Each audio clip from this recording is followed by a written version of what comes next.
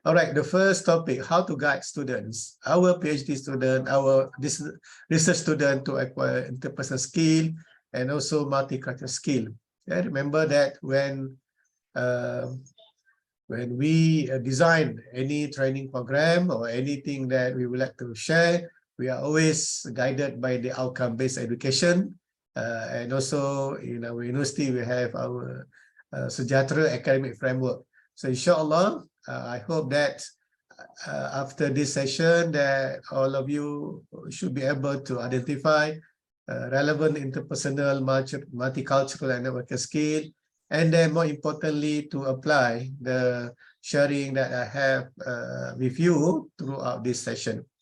All right, now coming back to our where this communication apply when come to our research process. We have this identification of problem, the gap, literature review, the setting of research objective, to choose the research design, to collect data, to analyze, and so forth, right? And the process, we might see that the process is like very normal, very simple, but actually this process is not just book-based. Right? It's not book-based, it's not technical, just technical or mechanical, but rather it has a lot of what we call interaction. Okay? We have communication in the form of, it can be anything. It can be like now, the sharing is online. Alhamdulillah, now we have online system. Because of the distance, quite challenging for us to come to one place to meet face to face. So technology can substitute, that particular communication process. And then nowadays we have the WhatsApp. We have the WhatsApp. We have the email. Okay, we have this Zoom, or in our university we have the MS Teams and so forth. Make use of them.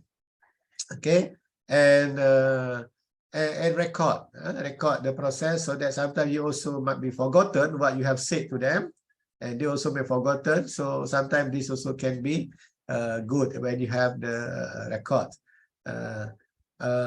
What actually we do, actually in this technical process, we have to do a lot of brainstorming. Okay, sometimes we have to get the expert, the personnel from different departments. Or sometimes while you are so focusing on your job, you might not be able to get out from your process. So some people might be discussing about or bringing you or alerting you that there is a forum, there is a talk. In our university, we have a lot of announcements, right? Sometimes we do not know which one is for you, which one is relevant to you, because there are so many. Sometimes that's good to have the community to alert you. No, there is a talk on supervision. There is a talk on how to write a proposal. There is a talk on how to do literature review. And then from there, the community of practice that you have, that community you practice is very important, because you need to discuss, to share ideas, and also you need to collaborate. So this is another guideline on how to have a good teamwork among between the supervisors and the supervisees. Is you need to have good open communication. Yeah, what I mean that if they're stuck here and they're stuck in identify the gap, literature review. So what to do? And you also occupied, busy with your routine. All right, you're stuck there. What to do with that? They start literature review, and you also have hurdle, for you to help them. So this way you need to have another party. Okay, we have another party to form collaboration with the librarians. Alhamdulillah, I think in every university, every faculty, kuliah, we have our. I'm not sure whether you have in Kuantan, the liaison librarian. So we have to make use. I find that this liaison librarian is very useful, because they are the experts in knowledge management. They are expert in the literature, material, and so forth.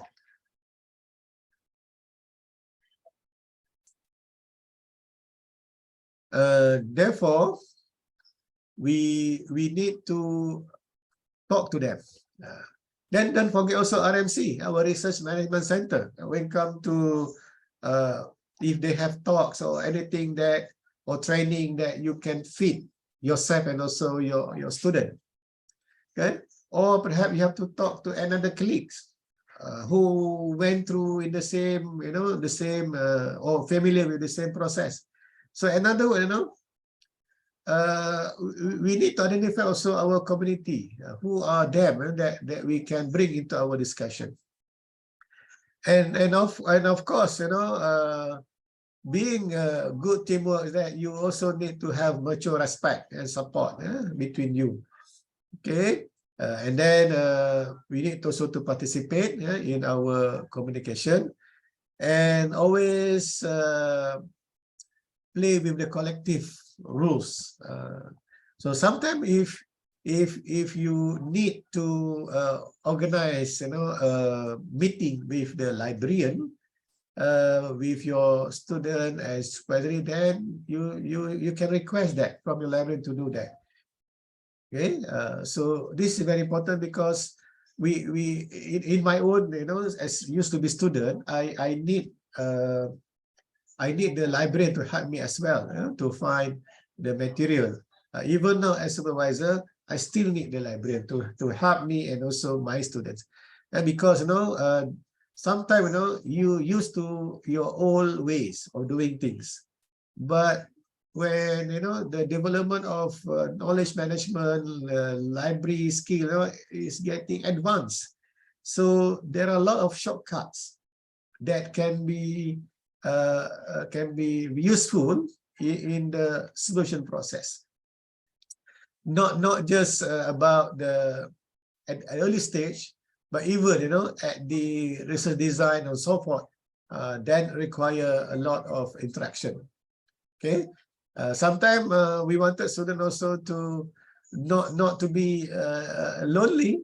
They should also join their own community among the student, postgraduate student association. I think this aspect that many of us are not emphasized, that there is a postgraduate student association that can be a help for them to provide support. And in my own experience, when I was a research student, beside the supervisor, I have the library and I have my postgraduate association. And they are actually complementary, and they are complementary. They are helping each other, in making us, whatever that gaps that we are not able to fill in, what supervisor cannot do, the librarian can do, what librarian cannot do, our student postgraduate can do. All right, next.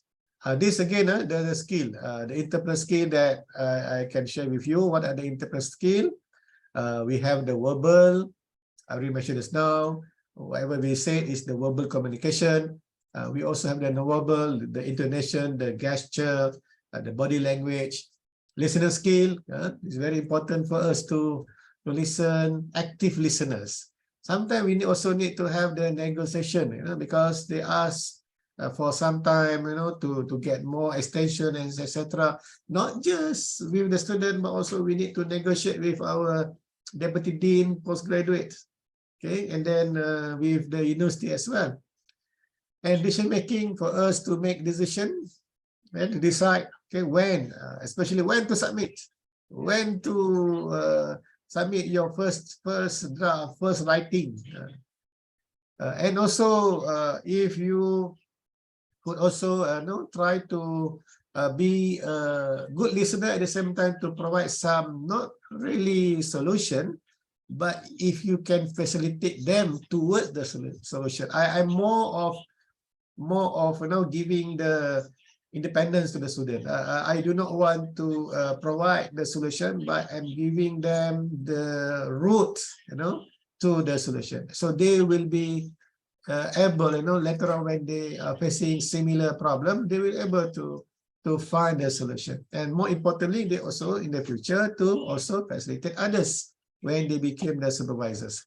Next, about the multicultural competency. We also need to know about the culture, about the thinking, about the what I call the values, the lifestyle that they go through. Even though we can say this is your own, but they can have strong influence on the student actually. So therefore, we need also to know how actually in their culture talking about empathy, whether or not they are the one that can tolerate if you keep asking them your whereabouts, etc. Some people know if you keep asking them text message, how are you today? How are you? They feel like disturbed, annoying to them. That's why at the first ta'aruf, we have to settle this. Sometimes if you receive my message because suddenly I remember you. Suddenly I remember, oh, my student, I have not been contacting my student for quite some time. So message, like Dr. Arabaya said, can we say hi, salam to us? Yes, why not? To compliment. At least you have record in your what you call in your Facebook. If not Facebook, your WhatsApp. All right. And then be flexible and try also to ask them if something that disturb them.